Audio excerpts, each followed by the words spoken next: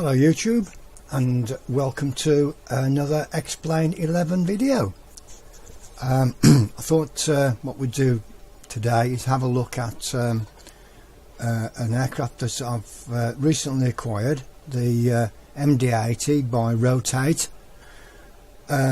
This is a fabulous aircraft, but it's if you've been used to Airbus and Boeing's aircraft, and it's let's put it this way, it's a little bit different. So I thought what we'd have a look at today is how to start this aircraft up from cold and dark, and when you as I did when you first have a look at this aircraft on the overhead panel and what have you, it's a bit daunting, but it's not as bad as you might think, and believe me, it's well worth having a look at this aircraft because it is an absolute beaut of an aircraft. Flies fantastic. All the systems work in the aircraft. Most of this, well, I think all of the switches actually work in the aircraft, but it does take a bit of getting used to, and you need to use the checklist to start the aircraft up, unless you've got a really good memory. So let's have a look inside the cockpit. As you can see from the outside, it's really nicely done. This is the Rotate's livery, and these are, by the way, this aircraft comes with 4K and 2K textures. This is the 2K texture version. My system is not that good, and I have problems with the frame rates with the 4K. But you got to agree, it looks really good in 2K textures anyway. So let's have a look at the inside the cockpit and see how we start this aircraft up from cold and dark. Okay, so here we are in the MD-80's cockpit, and it is a bit dark at the moment, but we should be able to see the overhead panel switches and no problem, as you can see. Now, okay, as you say, if you look at this overhead panel, it's nothing like a Boeing panel, it's nothing like an Airbus panel. It's it's an MD-80 panel, and it does get some getting used to, but let's have a look how we start this up. Now, first of all, we don't have to, but you can use the ground power. This is the ground power display there, and that's the APU. But what we're going to do today, we're going to pop the ground power on, and there's two ways of doing this, but we're going to go into the plugins menu, down to Rotate, Aircraft Management, and toggle on the GPU. And as you can see, the GPU available light has lit up in blue. Now, as I say, you can start the aircraft up from just the APU, but we're going to pop this ground power unit light on just to show you how to put the GPU on. Right, okay, so let's go. The first thing you need to do is to switch on the battery switch, which let me just get a better view of that. There is that switch there. It is black. In the real aircraft, all these switches I'm told are a different shape, so that the pilot and co-pilot can't get mixed up with two switches. They get to know the shape of the switch on the overhead. So that's the thinking anyway. So let's switch the battery switch on. There we go, that's the battery switch on, and if we just go down below, we'll see some lights have lit up in the panel at the bottom there. Okay, so we've got the battery switch on, and the next thing we need to do is make sure the left and right external power bus switches are on, which are these, that one there and that one there. There we go, and those light up in blue. And let's have a look down the checklist now. Left and right power switches, fuel pump. Now, there are two ways of starting this APU. You can either use the start pump, which is positioned there, or you can use the right aft fuel pumps, which is under the fuel tank heading there. We're going to use the start pump there, switch that on, and to start the APU, all we do is go to the APU switch and click it down to start, and you should see the APU's RPM gauge spooling up, and also you'll see the EGT starting to climb that it goes. And we need to wait for the APU light to go blue, as did the ground power. It'll do that when you get to in the green there, 95% on the RPM gauge. So we'll wait for that, and then we'll continue with the checklist. Okay, so we are ready now with the APU. You can see the APU available lights on. We can switch the APU bus switches on, and then we can switch the ground power off because we don't need that. And if we have a look at the checklist now, we can see that the next thing in the list is the fuel pump. Now we can turn the start pump off and switch on the right control aft fuel pump. And next we go to, let's have a look down the list now. Okay, air switches. That's the bleed air switch, as we would call it in the Airbus and Boeing. We'll switch that to on, and now we switch on the galley power, and let's just go down a little bit further. Emergency lights, we need to arm those. One click down. Seat belts and no smoking signs on. And next thing to do is the heat protect switch. We switch that to all the way around to store probe, and then back to the captain position, and we have the anti-ice switches on. That's the first page in the checklist. Okay, so what next? Let's have a look a little further up at the overhead, and you'll see there's a couple of switches here, left gen and right gen. Now these I believe are left on in the aircraft, never turned off, and as you can see they are on at the moment. We need to make sure that those switches are switched to the on position.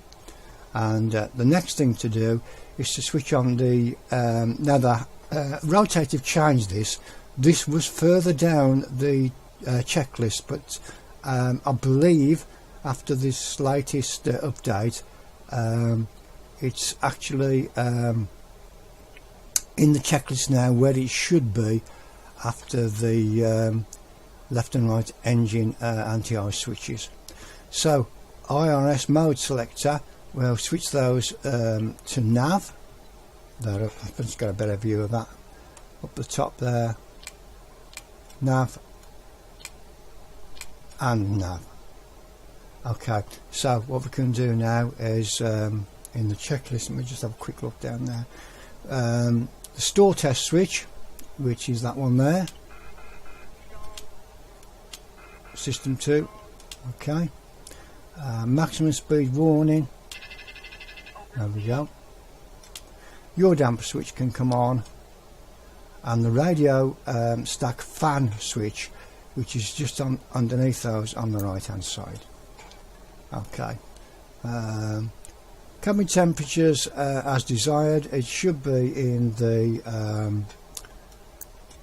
auto position, both of those. We don't have to worry about those too much, to be honest. Air conditioning supply switch is auto. Landing altitude knob, which is that one there, we set that to the landing altitude of the airport we're going to land at, and also the landing bar reference. Annunciator switch test, which tests all the lights in the aircraft. It's just down there. I'm just getting a better view of that. Press that in and you can see all the lights will come on.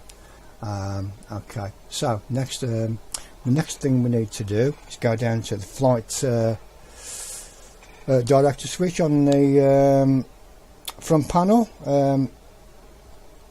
Let's just get a better view of that now. There we go. And we just switch on the flight director. EPR limiter button, which is that button there. We set our speed, takeoff speed. I'm just going to put that to 150 for the moment.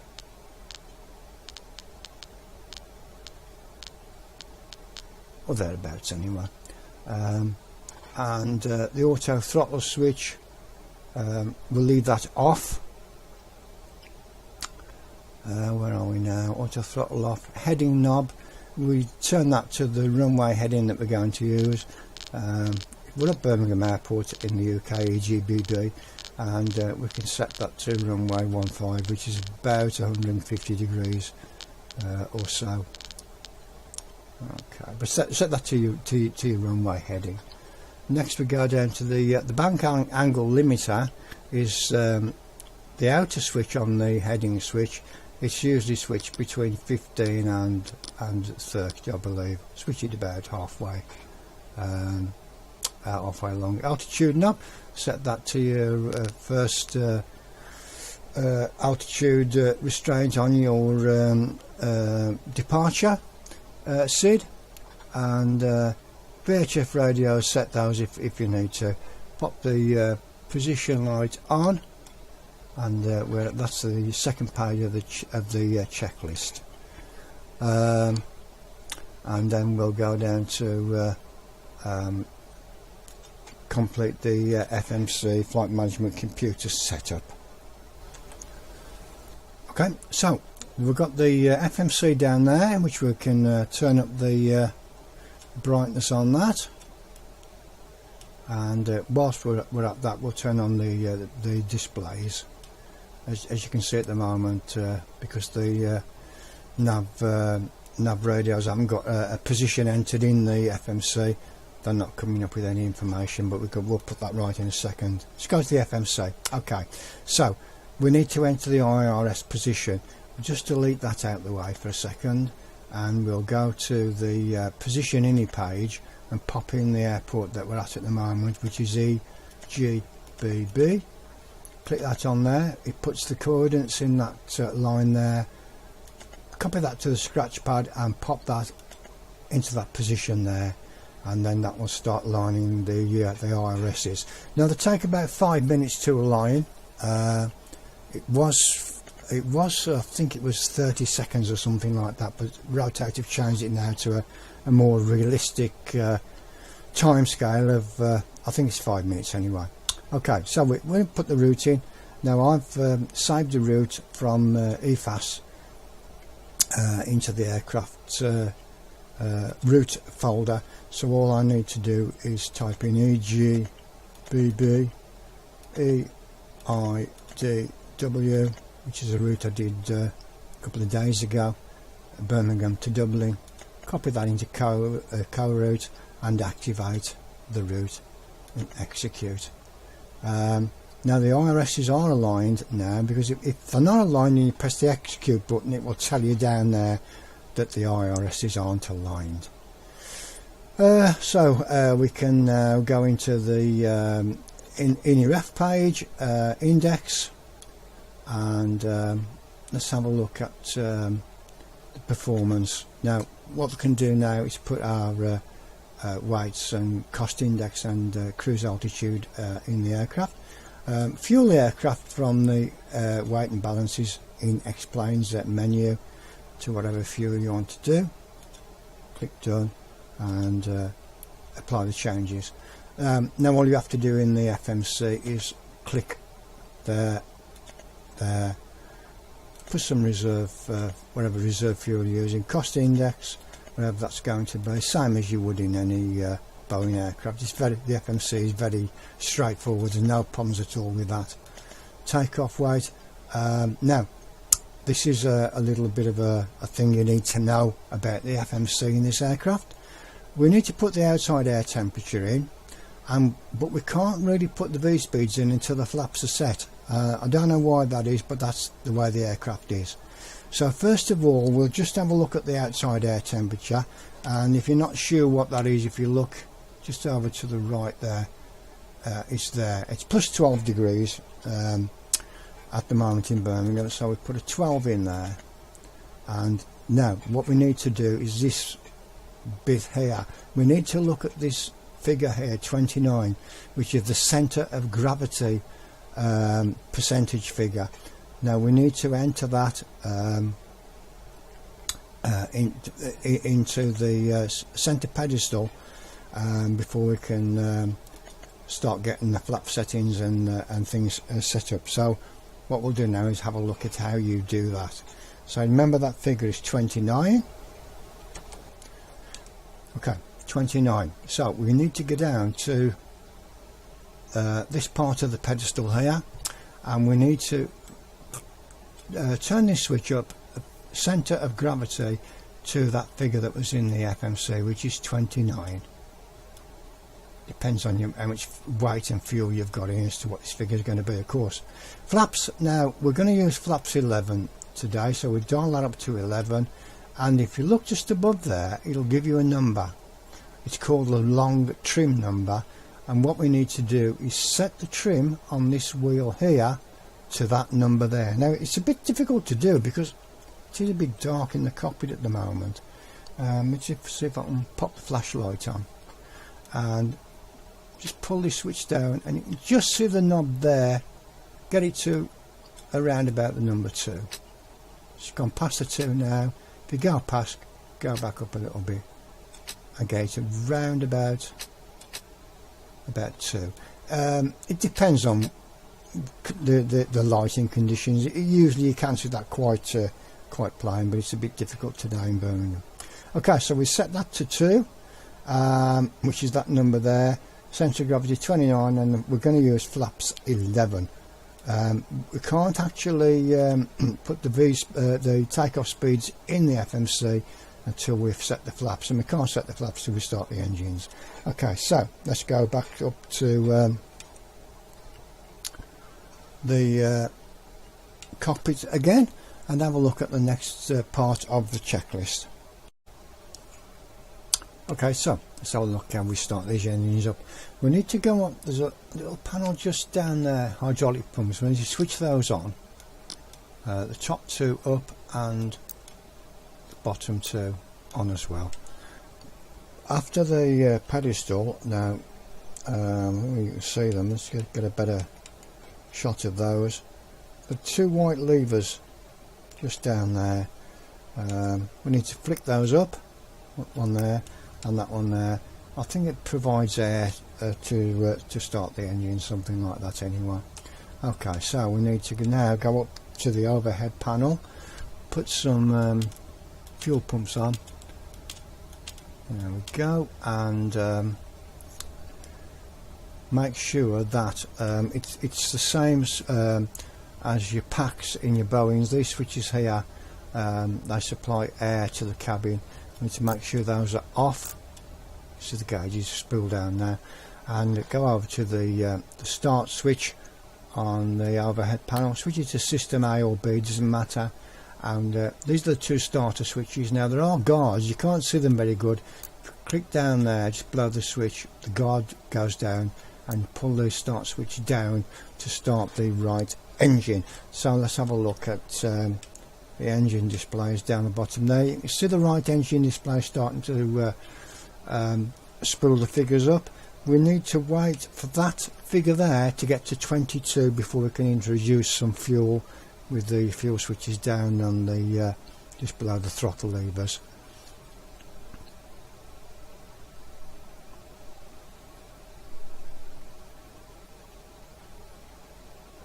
Getting up to 19 now. 20, 21, and as soon as we get to 22 we'll put some fuel in. There we go, 22. Pop some fuel in there. You can see it's all spooling up now, and you'll see the displays flicker in a few seconds when the engine's up and running properly. Now it switches the generators over to the to generate the power from the engines, and then we can start engine 1. There we go. Up over to the overhead panel again now. Switch that switch off, close the guard, engine left engine, pull the guard down, and start a switch, and the same procedure again for the left engine. Wait for it to get to 22, and then throw some fuel in.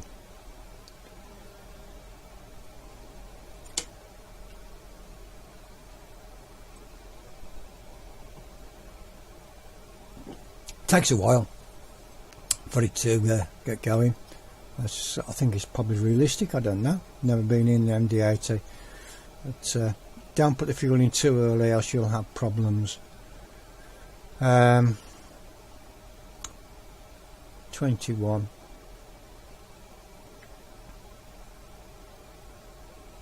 And we're coming up to 22 now, so we can pop some fuel in there now.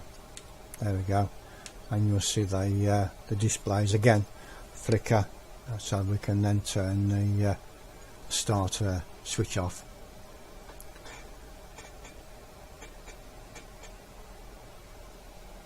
There we go. Okay, up to the overhead panel, switch that switch off, close the guard and turn the starter switch to the off position. Now we don't need the APU now. We will leave that on for the time being, but it is now running from all the power from the aircraft coming from the engines. We can pop the bleeds, the air conditioning switches back on, and we don't need the bleed air from the APU now. That can go off, and you can see now we've got flight recorder off and parking brakes on in the display here.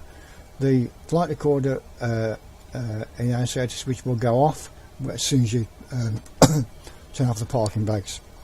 Let's just go down to the FMC now, and we can now set the flaps so we can punch these V speeds, takeoff speeds into the FMC. So we just go and have a look at just down there. You can see the flap indicator there. I think it's 2 clicks for flaps 11 we popped into the dial. So we go 1 click, 2 clicks, and it should go down to 11, which is about there. There we go. Okay, so we can go back to the FMC now and click on those V speeds 3 and execute that. When you execute it, it'll put the V speed bugs onto the speed dial indicator just there. Those are your V speeds. Okay, so that's how you start the aircraft up from cold and dark. It might not be the correct way. It's the way I do it. There are probably easier ways and quicker ways, but if you run through the when you first use the aircraft, run through the checklist. You won't forget anything, because there's quite a lot of things to do. It's not like, as I say, it's not like an Airbus or a Boeing, but believe me, once you've got used to the aircraft, and you'll find it's a joy to fly. It really is a nice aircraft, and I would recommend anybody purchasing this fabulous bit of kit. Hope you've enjoyed the video. Please don't slate me if I've done anything wrong. It's a new aircraft to me. I've only flown it a few times, and I'm still getting used to it and trying to sort myself out with it. Perhaps do a video a bit later on with the after start and taxi and etc. We'll do a little short flight. So see you again next time. Thanks for watching.